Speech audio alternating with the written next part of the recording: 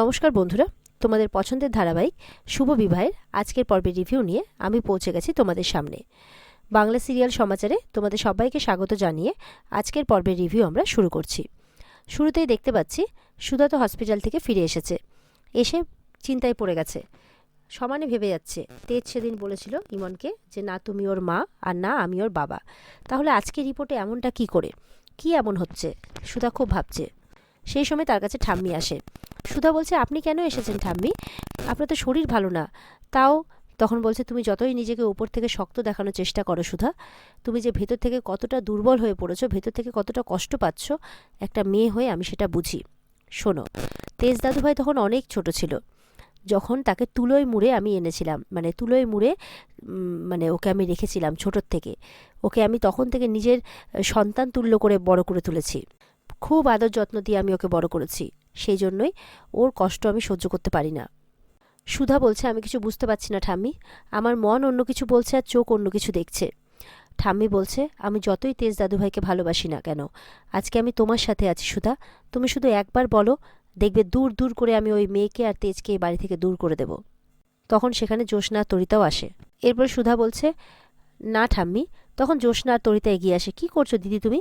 এত বড় সত্যিটা জানার পরে তুমি চুপ করে আছো? বলে, না না এখন নয়, ঠাম্মির সামনে নয়। বলে, ঠাম্মির এটা জানার পুরো অধিকার আছে। বলে, না না একদমই না। তখন ঠাম্মি বলছে, কি লুকোচ্ছ তোমরা, বলো কোন সত্যির কথা বলছো তোমরা? তখন তরিতা তরিতা আর জ্যোৎস্না মিলে কিন্তু বলে দেয়। তখন বলছে যে, কি বলছো তোমরা? বলে, হ্যাঁ। এটা শোনার পর ঠাম্মি বলছে, এ তুমি কি করলে গজানন? এই জীবনে তুমি আমাকে এটাও দেখা শেষ রাখলে, এই জন্য তুমি আমাকে বাঁচিয়ে রাখলে? কি করলে এটা তুমি, কি শোনালে আমাকে তুমি? এই বলে খাটের মধ্যে জোরে করে মাথাটা বাড়ি দিতে যাবে কি, সুধারা কিন্তু ঠাম্মি বলে চিৎকার করে ওঠে। এদিকে তো তেজ একদম মানে কাজে ব্যস্ত, তার ইয়েতে ফ্যাক্টরিতে আছে। কেশবলাল তো এখন খুব সুন্দর কাঁচামাল পাঠাচ্ছে, তাই বলছে পরের কন্ট্রাক্টটা তাকেও দেবে। ফোনে কথা বলছে কেশবলালের সাথে। ঠিক সেই সময় মেচকা আসে। বলছে, কি ব্যাপার তেজ? বলছে, আজকাল দেখছি তোর একটা সইতেই কোম্পানির সব কিছু স্যাংশন হয়ে যাচ্ছে, তা সব কিছু সিদ্ধান্ত তুই একা কবে থেকে নিতে শুরু করলি? তেজ বলছে যে, মেচকা, কোম্পানির কোনো ব্যাপারে সিদ্ধান্ত তো আমি একা নিই না, ঠাম্মির সাথে কনসাল্ট করি, তোমার পরামর্শ নিই, বাবার পরামর্শ নিই, তারপরে সিদ্ধান্ত নিই। আর এই দিকটা তো আমি দেখি, তুমি মনে হয় ভুলে গেছো। বলছে, আমি না, তুই ভুলে গেছিস। বংশের মান সম্মান ডুবিয়ে তুই সব দিকটার দায়িত্ব নিতে চাইছিস। আর নয়, প্রোডাকশনের কোনো কাজে তুই আর থাকবি না, তোকে আমি আর থাকতে দেবো না। যে বংশের মান সম্মানের কথা চিন্তা করে না, ধুলোয় মিশিয়ে দেয়, সে কোম্পানির মান সম্মানের কথা ভাববে? এটা আমি কি করে বিশ্বাস করি বলতো? মেচকা, তুমি না আমার সাথে এভাবে কথা বলো না, তেজ বলছে। তখন মেচকা বলছে, তুমি বড্ড বার বেড়েছিস, এবার দেখ আমি কি করি। মেচকা বলছে, কেশবলালের উপরে যে অভিযোগ এনেছিলি দুদিন আগে, এখন তাঁরই মাল আনাচ্ছিস, আমি তো এটা কিছুতেই হতে দেবো না।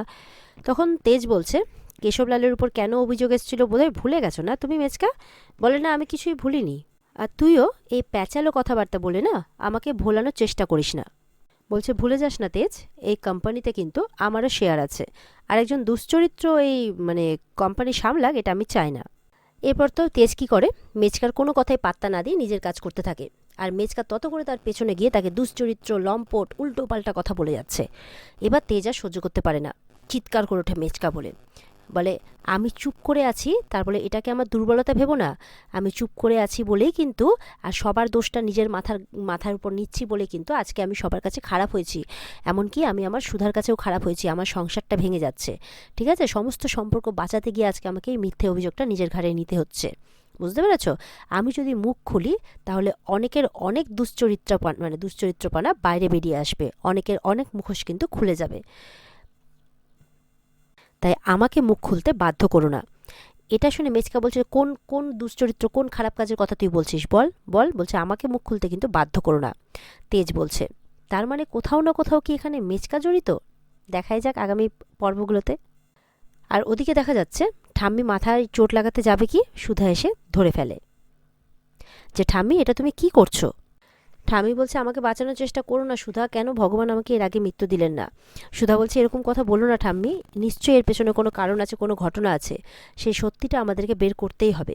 রিপোর্টটা হাতে এলে সব কিছু প্রমাণ হয়ে যাবে। তরিতা বলছে, সুধাদির আন্দাজ কিন্তু আজ অব্দি কোনোদিনও ভুল প্রমাণিত হয়নি ঠাম্মি। তো তরিতা তো বলছে যে, কোনো একটা সূক্ষ্ম ক্লু নিশ্চয়ই আমরা দেখতে পাচ্ছি না, সেটা আমাদের খুঁজে বের করতে হবে। তখন ঠাম্মি বলছে, আমিও তো সেটাই চাই, সুধার সঙ্গ দিতেই চাই আমি। তখন জ্যোৎস্নাও কিন্তু মনে মনে ভাবছে, রিপোর্টে তো প্রমাণিত এটা হবেই যে ইমন ওর মা নয়, তাহলে ভাই কী লুকোনোর চেষ্টা করছে?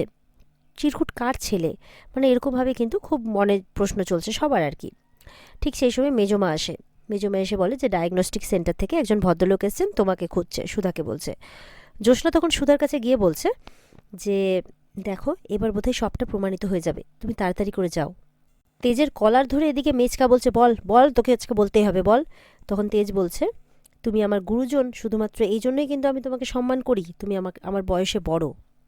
বারবার এমন ভুল কাজ করো না যাতে সেটা ভুলে যেতে আমি বাধ্য হই। মেচকা কিছু বলতে গেলে তেজ বলছে, তুমি কান খুলে শুনে রাখো, আমি কোনোদিনও কারো বিশ্বাস বা ভরসা কিন্তু ভাঙিনি। এই তেজ বসু মল্লিক নিজের ঠাম্মির শিক্ষার মর্যাদা দিতে জানে, পরিবারের সম্মান রক্ষা করতে জানে, নিজের আদর্শ মেনে চলতে জানে। আমি কোনোদিনও এমন কোনো কাজ করিনি যাতে আমার পরিবারের মাথা হেট হয়। কিন্তু তুমি একটু নিজেকে ঝালিয়ে দেখার চেষ্টা করো তো, তুমি কোনোদিনও এমন কোনো কাজ করনি তো যাতে আমাদের পরিবারের মাথা হেট হয়, বংশে কলঙ্কের দাগ লাগে। মেচকে আবার মনে মনে বলছে, তেজ এমন করে কথা বলছে কেন? যাতে আমার গোপন কোনো অপরাধও জেনে ফেলেছে। মেচকা বলছে, তোর দুঃসাহস তো কম নয়, নিজের দোষ ঢাকতে এখন আমার দিকে আঙুল তুলছিস? কিসের ভিত্তিতে শুনি, কিসের ভিত্তিতে? আমি তো এমন কোনো কাজ করিনি যার জন্য। বলে তেজের দিকে তাকিয়ে ভয় পেয়ে যায়, চুপ করে যায়। তেজ বলছে, তোমার এই চুপ করে যাওয়াটাই না আমার কাছে আমার উত্তর। যেটা নিয়ে কথা বলছো সেটা যদি সত্যি হতো তাহলে আমার চোখে চোখ রেখে কথা বলতে পারতে। ওদিকে তো ঝুম্পা ইমনকে বলছে, ওই দেখো রিপোর্ট চলে এসেছে। আর ইমন তো খুব আনন্দেই আছে, ভাবছে টাকা দিয়ে তো মা কাজটা করিয়ে ফেলেছে। তাই বলছে, টাকা দিয়ে করানো যায় না এমন তো কোনো কাজ হয় না।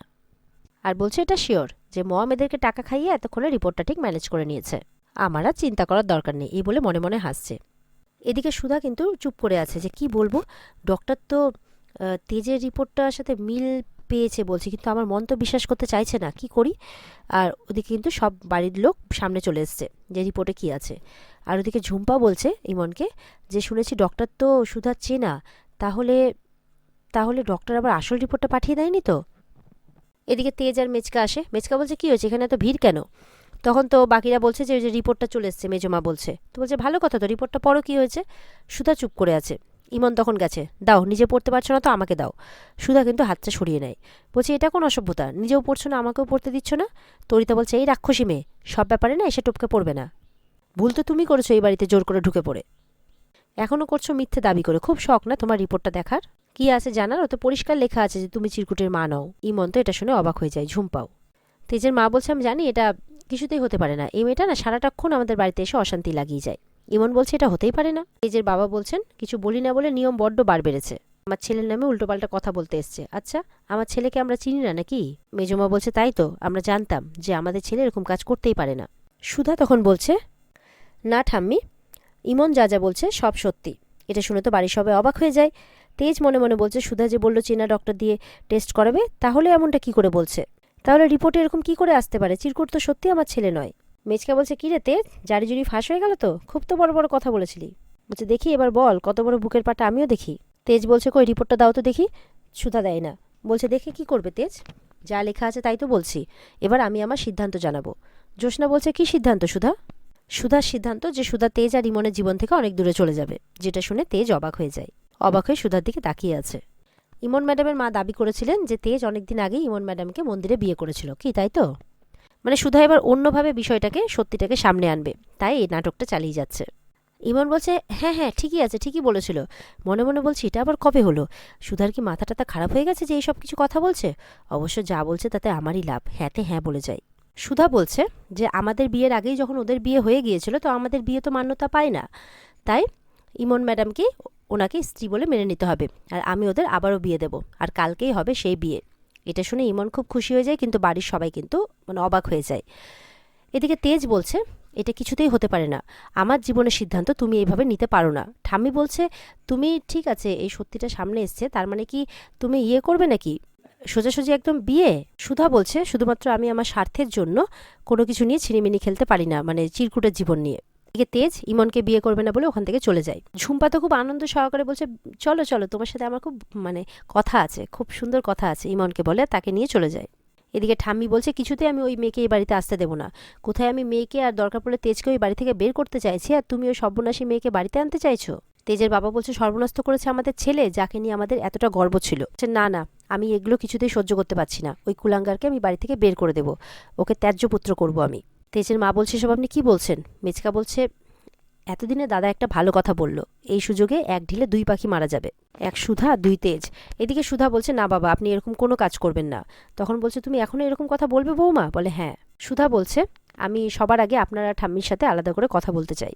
তেজ বলছে, আমি জানতাম নিজেকে সঠিক প্রমাণ করার জন্য ইমন ঠিক রিপোর্ট বদলাবে, কারণ যদি রিপোর্টটা ঠিকঠাক আসতো তাহলে তো কিছুতেই ম্যাচ করতো না। তেজ বলছে, কি করি আমি? সত্যিটা তো আমি বলতেও পারছি না, আর এদিকে আমি ইমনকে বিয়েও করতে পারবো না। তেজ বলছে, আমার তো দুদিকেই বিপদ। সত্যিটা বললে আপনজনদের সংসার ভাঙবে, আর না বললে নিজের সংসার ভাঙবে। আর তার মধ্যে কালকেই পারমিতার বিয়ে, আমি যদি সত্যিটা বলে দিই তাহলে তো ওর বিয়েটা ভেঙে যাবে। এদিকে সুধা ঠাম্মিকে আর তেজের বাবাকে ঘরে নিয়ে আসে, আর এদিকে জ্যোৎস্নাও আসে। বলছে যে, আপনার শিক্ষা কখনো ভুল হতে পারে না ঠাম্মি। রিপোর্টে পরিষ্কার লেখা আছে যে ইমন মা নয়, চিরকুটের মা নয়। তো এদিকে সুধা তেজের বাবাকে আর ঠাম্মিকে ঘরে নিয়ে আসে। তারা বলছে, কি ব্যাপার, বলো, কি কথা বলবে? সুধা বলছে যে, ঠাম্মি, আপনার শিক্ষায় কোনো ভুল নেই। সত্যি ইমন চিরকুটের মা নয়। তখন তেজের বাবা বলছে যে, তাই যদি হয় তাহলে তুমি নিচে কেন এরকমটা বললে, আর ওদের বিয়েই বা দিতে চাইছো কেন তেজের সাথে? তখন বলছে, সত্যিটা সামনে আনতে। ঠাম্মির শিক্ষা যে সত্যি ভুল নয়, সেই শিক্ষাটাকে সামনে আনতে। তখন বলছে, মানে? বলছে যে, ডক্টর আমাকে আগেই বলে দিয়েছিলেন সত্যিটা, এমনকি রিপোর্টে এটাও লেখা আছে যে তেজ চিরকুটের বাবা নয়। তখন জ্যোৎস্না বলছে, তার মানে রিপোর্ট নেগেটিভ এসেছে? তাহলে তখন যে ডক্টর বললেন? তখন তেজের বাবা বলছে, উফ তৃষ্ণা, তোর না কথা এই জন্য তো বিশ্বাস করতে নেই, জানিস তো। তখন জ্যোৎস্না বলছে, উফ বাবা, আমার নাম তৃষ্ণা নয়। তখন বলছে, ও আচ্ছা আচ্ছা, ঠিক আছে ঠিক আছে, যেটাই হোক না কেন। তেজের বাবা তখন বলছেন যে, ডক্টর কি বলল? সুধা বলছে, ডক্টর যেটা বললেন যে তেজের সাথে চিরকুটের রক্তের সম্পর্ক আছে। তখন তেজের বাবা বলছে, কি রক্তের সম্পর্ক? তার মানে চিরকুট এই বাড়ির সন্তান, মানে আমাদের বাড়ির সন্তান? বলে, হ্যাঁ। তেজ সব জানে, আর তেজের মুখ থেকে সত্যিটা আমাদেরকে স্বীকার করাতেই হবে, যে করেই হোক। সুধা বলছে। জ্যোৎস্না বলছে, এবার বুঝতে পেরেছি যে তুমি ইমনের সাথে বিয়েটা কেন দিচ্ছ। তেজ আর যাই হোক, ওর জীবনে ও সুধাকে ছাড়া আর কাউকে মেনে নেবে না। ঠাম্মি বলছেন, তার মানে বিয়ের চাপটাই ওর মুখ থেকে সত্যি কথাটা বের করবে, তাই তো? সুধা বলছে, হ্যাঁ ঠিক বলেছেন। সুধা বলছে, আমি কথা দিচ্ছি 24 ঘন্টার মধ্যে আমি সব সত্যিটা সামনে আনবো। তেজ বসু মল্লিক কার দায় নিজের ঘাড়ে নিচ্ছে সেটা আমি জানবই। আর এখানে আজকের পর্ব শেষ হয়ে যায়। তো বন্ধুরা, এই ছিল আজকের পর্বের রিভিউ। ভালো লেগে থাকলে পর্বকে লাইক কমেন্ট করে আমাদের কিন্তু জানাতে ভুলবে না। তো বন্ধুরা, আজকের পর্ব এই পর্যন্তই। ভালো লেগে থাকলে পর্বকে লাইক কমেন্ট করে জানাতে ভুলবে না, আর আমাদের চ্যানেলকে সাবস্ক্রাইব করতে ভুলবে না। পর্বের বিস্তারিত দেখতে অবশ্যই স্টার জলসার পর্দায় চোখ রাখবে। আর দেখতে থাকো, এরপরে খুব তাড়াতাড়ি আসছে গৃহপ্রবেশের রিভিউ। কিছুক্ষণের মধ্যেই তোমরা সেটা দেখতে পাবে, অপেক্ষায় থাকো। দেখা হচ্ছে আগামীকালকে। টাটা।